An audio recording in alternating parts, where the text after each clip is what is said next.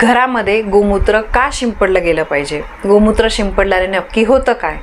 बघा, बऱ्याचशा आपल्या हिंदू संस्कृतीमध्ये गाईला, गोमातेला खूप महत्त्वाचं स्थान आहे.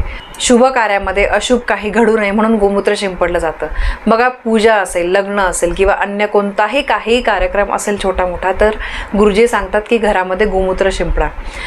बघा, तुमच्या कुंडलीतील ग्रहामध्ये काही दोष असेल, वास्तुदोष वगैरे असेल, तर दर सोमवारी किंवा शुक्रवारी गोमूत्र जे आहे ते शिंपडण्यासाठी म्हणजे एक सल्ला दिला जातो. प्रत्येक काही गोष्टी असतं ना, तर त्यामागे काहीतरी तथ्य असतं, म्हणजे त्यामागे शास्त्रीय वैज्ञानिक कारण दोघे असतं. तर बघा, बऱ्याचशा काही घरामध्ये समस्या वगैरे असतील तर त्याच्यावर तोडगा काढण्यासाठी, त्याच्यावर उपाय म्हणून गोमूत्र शिंपडण्याचा सल्ला दिला जातो. जुन्या काळापासून गोमूत्र शिंपडण्याची परंपरा चालत आलेली आहे. आणि बघा, मुळात गाईपासून ज्या काही गोष्टी मिळतात त्या सगळ्या पवित्र आहे. गाईचं शेण, गाईचं गोमूत्र, गाईचं दूध, गाईच्या दुधापासून बनवलेलं तूप, गाय ही सर्व गुणसंपन्न आहे. गाईच्या अंगी 33 कोटी देवांचं स्थान आहे.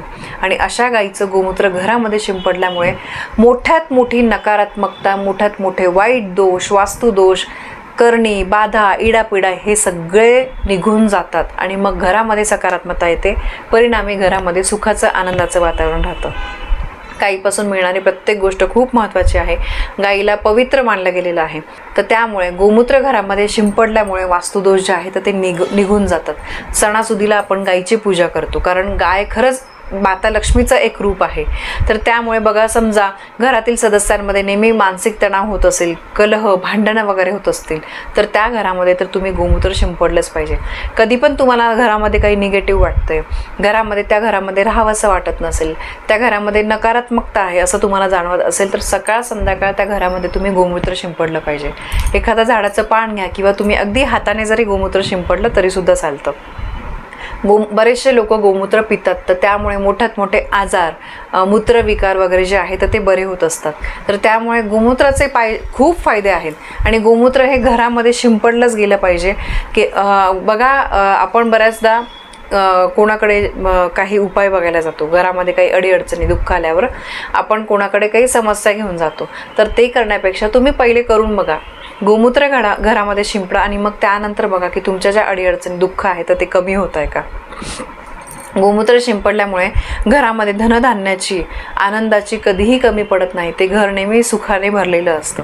नियमितपणे घरामध्ये गोमूत्र शिंपडल्यामुळे वास्तुदोष कमी होतात. आणि वास्तुदोष बघा, प्रत्येक घर जे आहे ना ते 100% वास्तुशास्त्राप्रमाणे कधीच नसतं.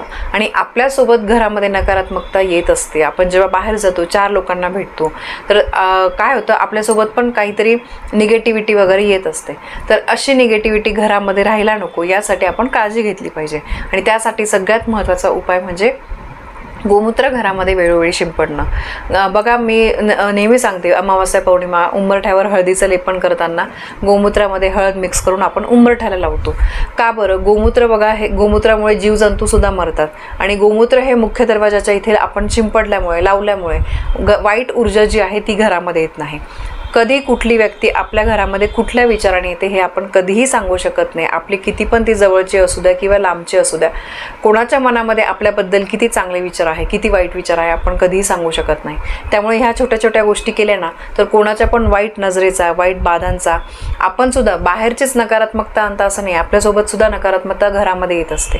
तर ती वेळोवेळी तिचं नाश होणं, ती नकारात्मकता निघून जाणं महत्त्वाचं आहे. कारण काय होतं, अशी नकारात्मकता मग वाढून घरामध्ये इतके निगेटिव्हिटी पसरते की घरामध्ये लहान मुलांपासून मोठ्यांपर्यंत सगळ्यांचा स्वभाव अतिशय विचित्र बनतो. चिडचिड होतं, चिडचिडपणा वाढतो. आणि मग आपल्यालाच कळत नाही की घरामध्ये काय झालेलं आहे. अतिशय आपलं अगदी या मिनिटाला चांगलं असतं तर दुसऱ्या मिनिटाला अगदी घरामध्ये म्हणजे भांडण, तंटे, आवाज असं व्हायला लागतं. म्हणून घरामध्ये अशी निगेटिव्हिटी येऊ नये, ती वेळोवेळी काढली गेली पाहिजे. यासाठी घरामध्ये वेळोवेळी तुम्ही गोमूत्र शिंपडत जा, ज्यामुळे वास्तुदोष, निगेटिव्हिटी ही कमी होते. तर बघा, गोमूत्राची बाटली तुमच्या घरामध्ये नेहमी आणून ठेवा. मी नेहमी आमच्या इथे जवळ केंद्र आहे स्वामींचं, तिथून मी गोमूत्र आणते. आणि बघा, गोमूत्र जे आहे, गोमूत्राचे मी भरपूर फायदे आहेत. गोमूत्र घरामध्ये तुम्ही वेळोवेळी शिंपडाल तर नक्कीच तुमच्या घरातले वास्तुदोष दूर होतील, निगेटिव्हिटी जाईल आणि मग जे काही कलह, भांडणं वगैरे घरामध्ये अडीअडचणी, दुःख आहे तर ते कमी व्हायला लागतील. तुम्ही सुरुवात करा, तुम्हाला बरोबर 15 ते 20 दिवसामध्ये याचा अनुभव येईल. तर गोमूत्राबद्दलची ही अत्यंत महत्त्वाची माहिती मला तुमच्यापर्यंत पोहोचवायची होती. माहिती पटली असेल, व्हिडिओला लाईक करा, शेअर करा.